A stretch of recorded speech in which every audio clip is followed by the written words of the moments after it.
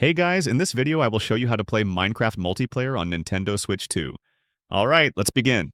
There are a few different ways you can play multiplayer. The first and easiest method is split screen on the same console. To connect additional controllers, press the Home button, go to Controllers, then select Change Grip Touch Order, and connect each controller one by one. Keep in mind that Minecraft on Switch requires each player to use two Joy-Cons or a full controller. A single Joy-Con cannot be used as a full controller for Minecraft. Another method is local LAN multiplayer. Each player needs their own Nintendo Switch 2 and a copy of Minecraft. Everyone must be connected to the same Wi-Fi network. One player should host the world by selecting Play, choosing a world, selecting Edit, and making sure multiplayer is turned on. Once the host loads in, others will see and join the world. Online multiplayer requires a Nintendo Switch Online subscription. I do not have the subscription, which is why the multiplayer option does not appear.